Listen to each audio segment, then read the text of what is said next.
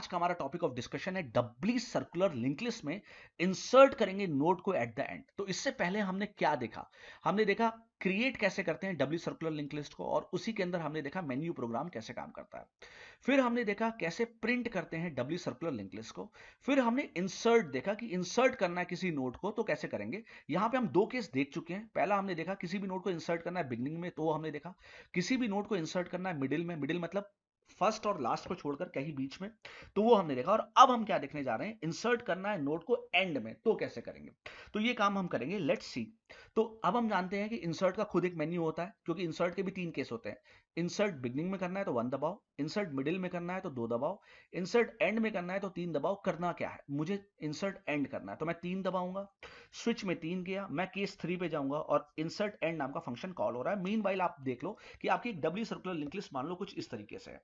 तो भाई जब एंड में नोड इंसर्ट होगी, तो क्या क्या चेंजेस आएंगे। ये नोड टेल बन जाएगी, टेल इसका एड्रेस रखने लगेगा, ठीक है, ये इसका एड्रेस रखने लगेगा, ये इसका एड्रेस रखने लगेगा और ये इसका एड्रेस रखने लगेगा। तो यही तो चेंजेस आएंगे बस, ठीक है, इतना ही कुछ होगा। तो बस कोडिंग बहुत आसान है।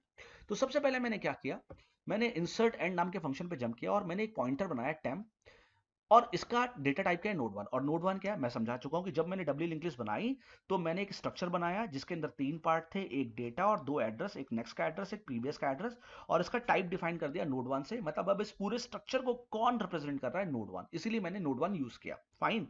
और अगर आपको ये पूरी अच्छी तरीके से समझना है तो आप पहली वीडियो देखिए।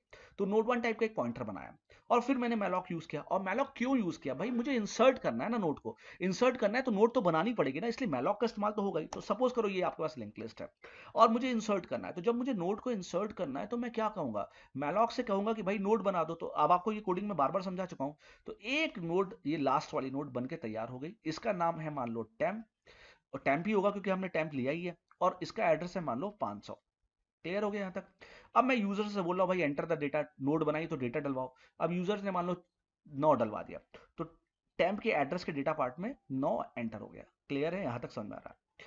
अब आपको ये लोग नोड लास्ट नोड बनानी है, तो क्या करोगे, टेल के नेक्स्ट में, ये नोड टेल थी, इसके नेक्स्ट पे क्या डाल दो, टेल के नेक्स्ट में टेम्प डाल दो। टेम्प में कितना 500, तो यहां पे कितना आ गया 500। तो ये जो टेल इधर घूम रही थी ना, वो इधर ना घूमकर वो इसके एड्रेस को रखने लगेगी, ऑब्वियस है क्योंकि इसके आगे जुड़ रहा है।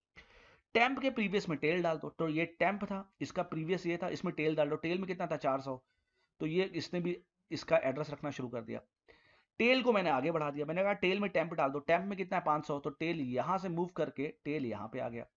और अब आपको पता है कि टेल किसका एड्रेस रखता है, टेल का नेक्स्ट क्या रखेगा, हेड को। तो टेल का नेक्स्ट हेड, हेड में कितना है 100, तो ये इसके एड्रेस को रखने लग गया। और हेड किसके एड्रेस को रखता है, टेल के, हेड के प्रीवियस में, हेड के प्रीवियस में यहाँ पे क्या आ जाएगा टेल, और टेल का नया एड्रेस कितना है 500, तो यहाँ कितना आ गया 500, तो ये किसका एड्रेस रखने लगेगा, इसका। तो बस इतना ही चेंज आना है और यही आपको समझना है। क्लियर है। तो देखो भाई हुआ क्या, ये देखो ध्यान से।